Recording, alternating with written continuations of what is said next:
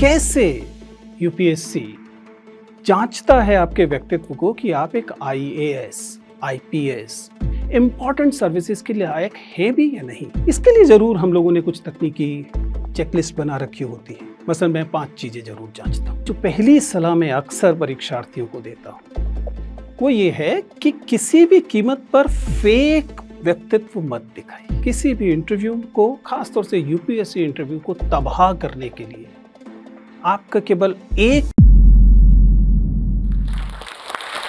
नमस्ते दोस्तों, मेरा नाम विजेंद्र सिंह चौहान है। संभव है आप लोगों में से कुछ ने मुझे पहले से देखा हो।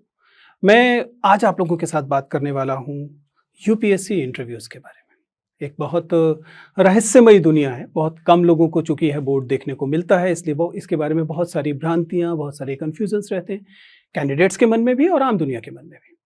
तो चूंकि मुझे जोश ने यह मौका दिया कि मैं आप लोगों से बातचीत करूं, तो मुझे लगा कि मैं इस विषय पर आपसे बात करूंगा।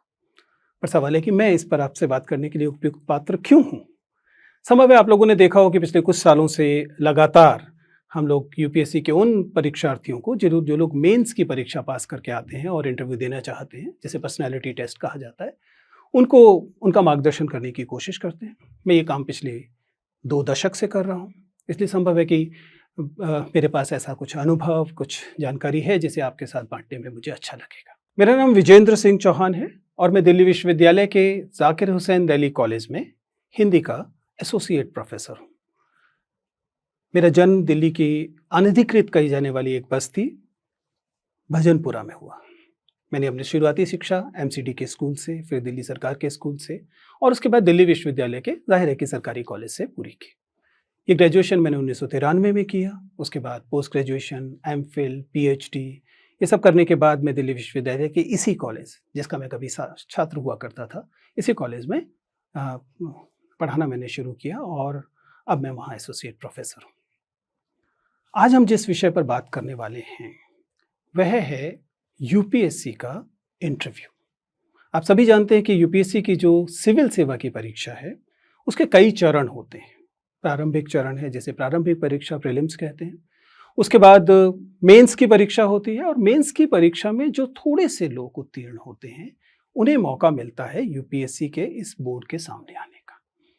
यूपीएससी का यह बोर्ड आपके व्यक्तित्व का मूल्यांकन करता है। आप में से बहुत सारे लोग होंगे जो देश के अलग अलग शहरों में बैठे होंगे, दिल्ली जैसे महानगर में नहीं होंगे। उन लोगों के मन में अक्सर ये भ्रांति होती है कि शायद यह परीक्षा और ये पर्सनैलिटी टेस्ट, ये इंटरव्यू केवल महानगर के लोगों के मतलब की चीज़ है। हमें अक्सर ऐसे परीक्षार्थियों से, ऐसे कैंडिडेट से मिलने का मौका मिलता है जिन्हें इसे लेकर अक्सर भ्रम होता है। तो मैं आज इस बात का फ़ायदा उठाऊंगा कि मैं आपके बीच हूँ, कि मैं बता सकूं कि दरअसल ये पर्सनैलिटी टेस्ट है क्या, कैसे यूपीएससी जांचता है आपके व्यक्तित्व को कि आप एक IAS, IPS, Indian foreign service, revenue service जैसी इंपॉर्टेंट सर्विसेज के लायक है भी या नहीं।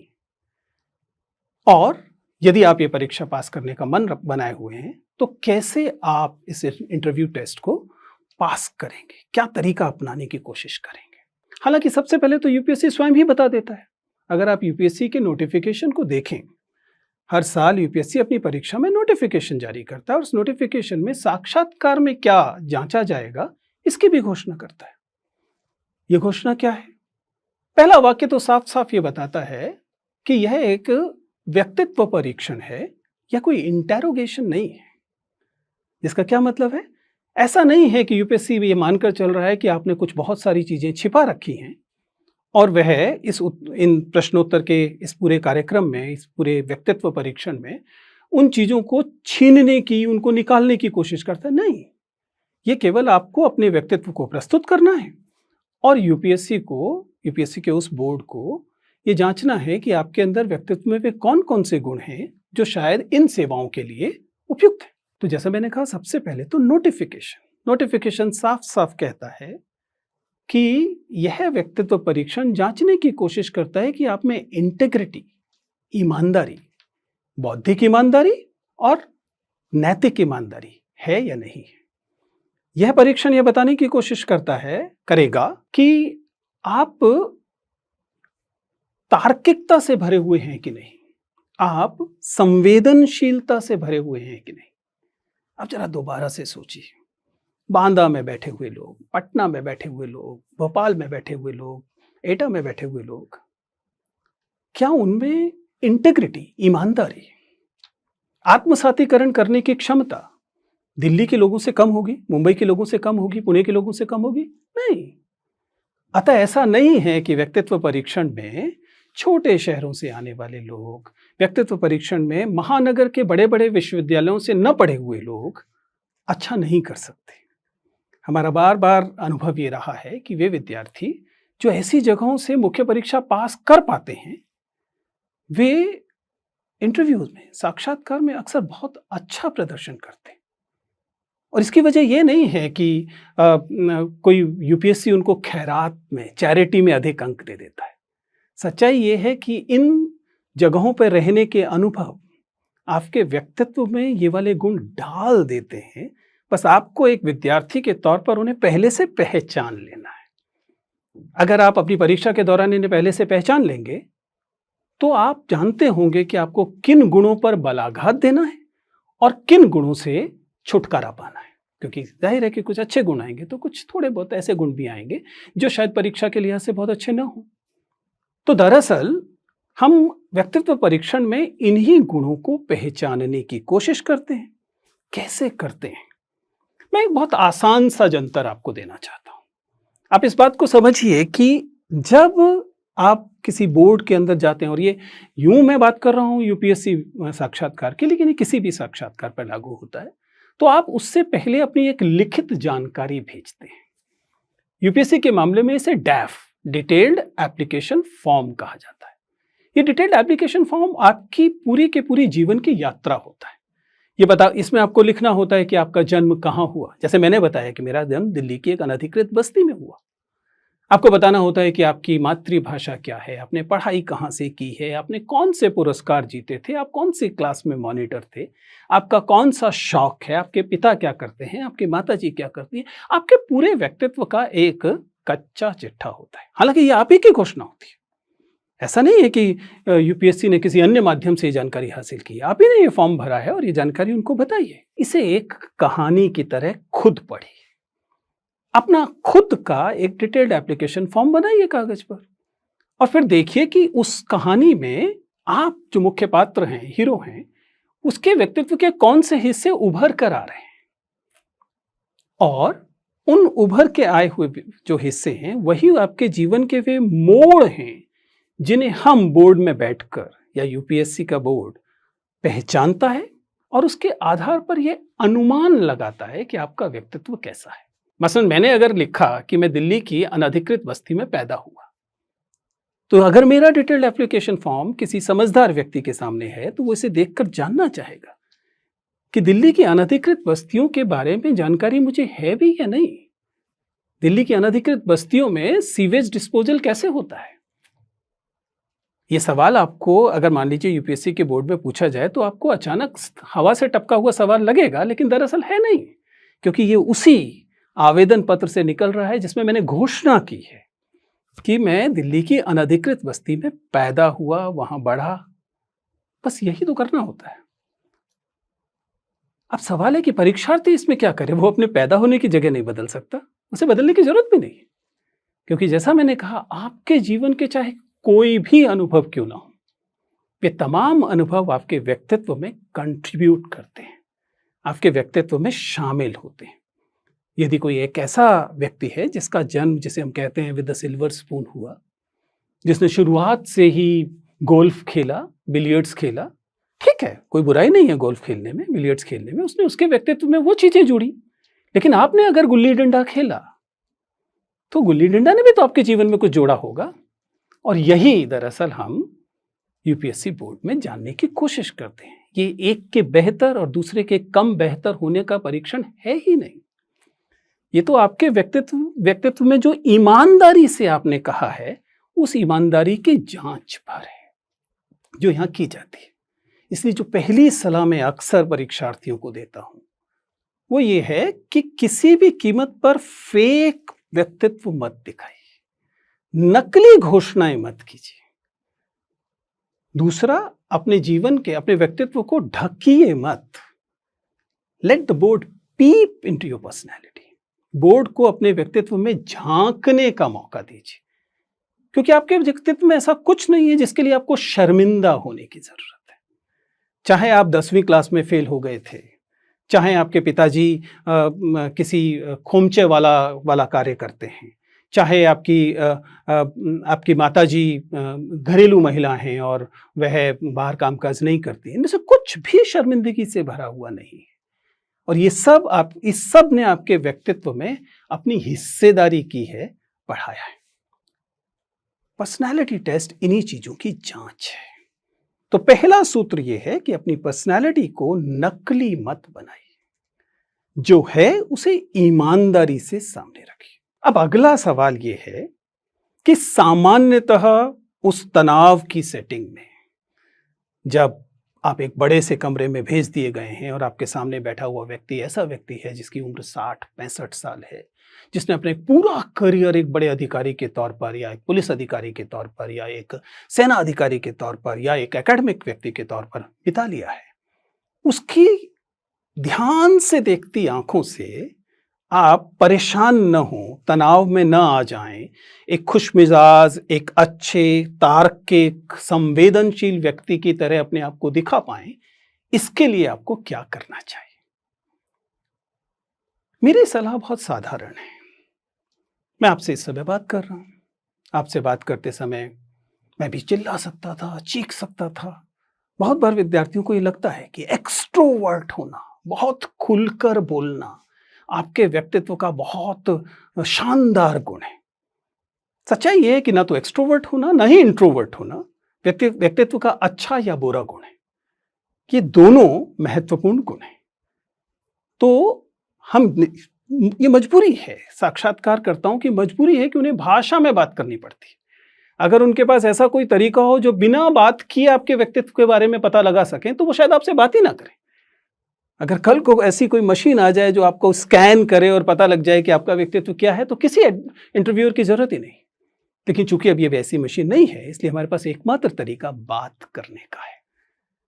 तो हम जो सिखाने की कोशिश करते हैं और जो आपको सीखना चाहिए एक कैंडिडेट के तौर पर, कि जब आप बोर्ड के सामने जाएं तो आप बोलने या गैर वाचिक संप्रेषण 2 तरह का होता है। एक वाचिक संप्रेषण, बोलने वाला, आप कैसे बोलते हैं, और दूसरा गैर वाचिक संप्रेषण, आपकी आंखें क्या बोलती हैं, आपके हाथ क्या बोलते हैं, पूरा जिसे आप बॉडी लैंग्वेज कह सकते हैं, उससे आप क्या संप्रेषित करते हैं। आपको इसका भी ध्यान रखना पड़ता है। लेकिन सवाल है कि एक इंटरव्यू बोर्ड के सामने आप अपने आप को ऐसे कैसे पेश करें जिससे यह लगे कि आपके व्यक्तित्व में जो गुण हैं वो अधिकारी बनने के रास्ते में बाधा नहीं। इसके लिए जरूर हम लोगों ने कुछ तकनीकी चेकलिस्ट बना रखी होती है। मसलन मैं 5 चीजें जरूर जांचता हूँ। मैं बात करता हूँ पोस्चर की, यानी कि आप कैसे बैठे हैं, सिटिंग पोस्चर। मैं बात करता हूँ वर्बल कम्युनिकेशन की, वॉइस की, यानी कि आप कैसे बोल रहे हैं, आपकी आवाज़ बहुत ऊंची तो नहीं है या बहुत नीची तो नहीं। ध्यान रखिएगा, ये सारी चीज़ें संयोगवश नहीं होती। एंजाइटी आपकी आवाज़ को बढ़ा देती है। आप तेज बोल रहे हैं, ये आपके आत्मविश्वास का लक्षण नहीं है, ये आपके डरे होने का लक्षण है। और हम इस बात को बहुत आसानी से, कोई भी जो इतने सालों से, मैंने बताया कि बहुत वरिष्ठ अधिकारी हैं, बहुत अनुभवी व्यक्ति हैं, उधर बैठकर आपकी आवाज़ की शुरुआती 2 मिनट में जान चुके हैं कि आप कितने नर्वस हैं, और उसके लिए बहुत अधिक परिश्रम करने की आवश्यकता नहीं है। खैर, तो वॉइस लेवल यानी वर्बल कम्युनिकेशन, जिसमें कि गति और आवाज़ की का जो वॉल्यूम है, दोनों को देखा जाता है। इसके अलावा आई कांटेक्ट, सबसे खूबसूरत चीज मानव संप्रेषण में यदि कुछ है तो आपकी नजरें। अगर आप में आत्मविश्वास है, अगर आप ईमानदार हैं, तो आप बात करने वाले व्यक्ति की आंखों में देखते हैं। अगर नहीं है तो आप काम चलाते हुए चेहरे पर देखते हैं। लेकिन अगर आप झूठ बोल रहे हैं, अगर आप चुरा रहे हैं कुछ, अगर आप फेक कर रहे हैं कुछ, तो अक्सर आप ऊपर देखते हैं। एक साधारण सा तरीका है। कुल मिलाकर मैं क्या कह रहा हूं, जब आप किससे बात कर रहे हैं तो उसकी आंखों में या कम से कम चेहरे की तरफ देखिए। इसके अलावा हम बात करते हैं अक्सर हैंड मूवमेंट की, हाथों से आप क्या कहने की कोशिश करते हैं। ये एक अलग-अलग समय में अलग-अलग स्थितियाँ हैं, खड़े होते हुए अलग होता है, लेकिन चूँकि आमतौर पे साक्षात्कार बैठकर है, इसलिए सबसे आसान होता है कि आप न्यूनतम हैंड मूवमेंट रखते हैं। और फाइनली कुल मिलाकर प्रवाह, फ्लो, वह सबसे महत्वपूर्ण चीज़ों में से एक होता है कि आप जब बातचीत कर रहे हैं तो आप रुक-रुक कर, अटक-अटक कर बोल रहे हैं, या आप चूँकि अपनी बात पर यकीन रखते हैं, इसलिए बात को एक प्रवाह में बोल रहे हैं। मैं ये नहीं कह रहा कि सभी लोग बराबर क्षमता से भरे हुए होंगे। क्षमताएँ कम या ज़्यादा हो सकती हैं, लेकिन कुल मिला के ये एक ब्रॉड स्पेक्ट्रम है, एक बड़ी-सी एक चेकलिस्ट है 4-5 चीज़ों की जिनका आप ध्यान रख सकते हैं, जब आप साक्षात्कार में, किसी भी साक्षात्कार में हो और यूपीएससी साक्षात्कार में तो ख़ास तौर से। ये वो मूल बिंदु हैं जिनसे हम बात करते हैं, लेकिन जैसे कि किसी भी भाषिक चीज़ के साथ होता है, अंततः महत्वपूर्ण यह है कि आप क्या बोलते हैं। विषय वस्तु क्या है? कंटेंट क्या है? क्या आप केवल जार्गन दे रहे हैं? क्या आप ब्लफ कर रहे हैं? किसी भी इंटरव्यू को, खास तौर से यूपीएससी इंटरव्यू को तबाह करने के लिए आपका केवल एक बार झूठ बोलना काफ़ी है। आपको किसी सवाल का उत्तर नहीं पता, और ऐसा स्कूलों में चल जाता है, इसलिए कई बार आदत होती है कि आपको सवाल का जवाब नहीं पता है, लेकिन आपसे पूछा गया तो आपने कहा हाँ पता है, और जब आपने उत्तर दिया तो वह उत्तर आपके अनुमान पर, गेस पर आधारित था। इंटरव्यू आपको यह सुविधा नहीं देता। क्यों नहीं देता? बहुत साधारण सी बात है। प्रश्न का उत्तर न पता होने पर आप आसानी से कह सकते थे कि मुझे उत्तर नहीं पता। तब क्या आपके बारे में क्या राय बनती कि इसको एक सवाल का उत्तर नहीं पता था, जबकि बहुत सारे सवालों का उत्तर पता था, तभी तो यह साक्षात्कार दे रहा है, तभी तो उसने मेंस क्लियर किया है। लेकिन आपने एक उत्तर गलत दिया। गलत का मतलब केवल गलत का, राय में गलत कुछ नहीं होता, लेकिन फैक्चुअल, तथ्यात्मक चीजों में आपने दावा किया कि आपको पता है और आपको नहीं पता था, आपने अनुमान लगा दिया, तब आपके बारे में आपकी ईमानदारी पर सवाल उठता है। और यही महत्वपूर्ण है, क्योंकि ईमानदारी नॉन नेगोशिएबल है इस तरह की सेवाओं में। या आपके व्यक्तित्व में इंटेग्रिटी को लेकर जब सवाल उठ गया तो फिर आप किसी लायक नहीं। आप कितने भी योग्य इंजीनियर, डॉक्टर क्यों ना हो, अगर आपके अंदर एक साधारण ईमानदारी का गुण नहीं है कि आपसे आपके वरिष्ठ अधिकारी ने पूछा कि क्या तुम ये काम करते हो, इसके बारे में जानते हो, और आपने डर के कह दिया कि मुझे पता है, तो क्या होगा? पूरा काम बिगड़ेगा। इसलिए एक महत्वपूर्ण गुण जो है वो ईमानदारी का गुण होता है। ये वे मूल चीजें हैं जिनका ध्यान हम लोग साक्षात्कार में रखते हैं। हालांकि ज्ञान महत्वपूर्ण है, इसलिए जब तैयारी आप करते हैं तो मैं बार बार ये कहता हूं कि ऐसा नहीं है कि आप ये मानकर चलें कि साक्षात्कार के लिए केवल कैसे बोलना है की तैयारी करनी है। क्या बोलना है इसे तो देखना ही पड़ेगा। एक बिंदु और मैं जरूर बात करना चाहता हूं, और उसका लेना देना आपकी पर्सनालिटी की सेंसिटिविटी, संवेदनशीलता से है। कोई भी व्यक्ति समाज में पैदा होता है और समाज के पूर्वाग्रह उसे भी प्रभावित करते हैं। अगर किसी का जन्म बुंदेलखंड क्षेत्र में हुआ या गोरखपुर में हुआ, पूर्वी उत्तर प्रदेश में, बिहार में, तो स्वाभाविक है कि अगर उसका समाज में अभी सामंती गुण हैं तो उसके व्यक्तित्व में भी आए होंगे। इस बात के लिए हम उस व्यक्ति को दोष नहीं दे सकते। लेकिन पैदा होने से अब तक जो 20-22 साल उसने बिताए हैं, इसमें इस व्यक्ति ने अपने इन सामंती गुणों को बढ़ाया है या कम किया है? वह ज्यादा संवेदनशील हुआ है या ज्यादा सामंती हुआ है? स्त्रियों को लेकर, दलितों को लेकर, अल्पसंख्यकों को लेकर, तमाम हाशिए के वर्गों को लेकर उसकी क्या सोच है? ये एक महत्वपूर्ण पक्ष है किसी भी अधिकारी या अधिकारी बनने की चाह रखने वाले व्यक्ति। इसलिए आप अक्सर पाएंगे कि हम जरूर कोई ना कोई सवाल स्त्रियों से जुड़ा हुआ, स्त्रियों की के प्रति संवेदनशीलता से जुड़ा हुआ अवश्य पूछते हैं, और सीधा न भी पूछें तो घुमा कर पूछते हैं। मसलन बहुत लोकप्रिय आजकल का सवाल है कि जब अच्छा आपको क्रिकेट खेलना पसंद है तो बताइए भारतीय क्रिकेट टीम का कप्तान कौन है? और जैसे ही कोई व्यक्ति विराट कोहली बोलता है या किसी पुरुष क्रिकेट टीम का कप्तान बोलता है, तुरंत समझ में आता है कि इस व्यक्ति की महिलाओं के प्रति जो समझ है वो अपेक्षाकृत कम संवेदनशील है, क्योंकि भारतीय क्रिकेट टीम तो दो होंगी ना, पुरुष क्रिकेट टीम भी होगी और महिला क्रिकेट टीम भी होगी। तो आपको या तो दोनों नाम बताने चाहिए, या फिर अगर आप पुरुष हैं तो आपको पहले महिलाओं की क्रिकेट टीम का नाम बताना चाहिए, और उसके बाद आपको पुरुष क्रिकेट टीम का। लेकिन अगर आपके लिए भारतीय क्रिकेट टीम का मतलब केवल पुरुषों की क्रिकेट टीम है, तो आपको थोड़ा सा सुधार करने की जरूरत है।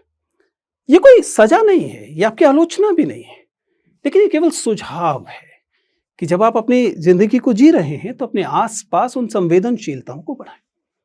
ऐसा ही एक छोटा सा बिंदु है जो मैंने कहा था, पोस्चर, सिटिंग पोस्चर। आप में से कई सारे लोगों ने मैनस्प्लेनिंग और मैनस्प्रेडिंग शब्द सुना होगा। मैनस्प्रेडिंग का क्या मतलब होता है?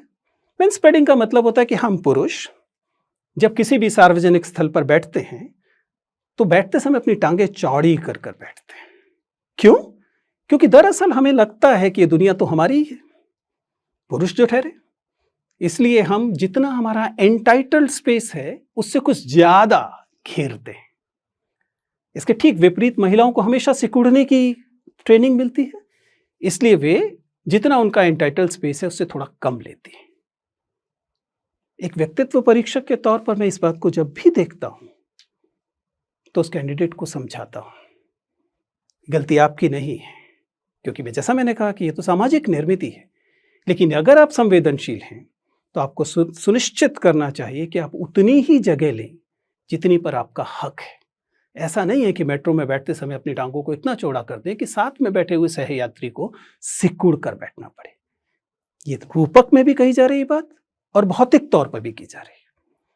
मेटाफोरिकली भी ये बात सच है कि हमें जितना मिलना चाहिए हम उससे ज्यादा घेरते हैं, सिर्फ इसलिए कि हम पुरुष हैं।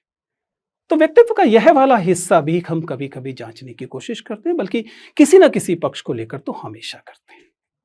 अब बस आखिरी चरण, और वो यह है कि क्या आपको इंटरव्यू की तैयारी करते समय, आप स्टेट की सर्विस में आना चाहते हैं, या आप यूनियन पब्लिक सर्विस कमीशन में आना चाहते हैं, या फिर आप फॉरेस्ट सर्विस ऑफिसर बनना चाहते हैं, आपको इंटरव्यू की तैयारी कब शुरू करनी चाहिए?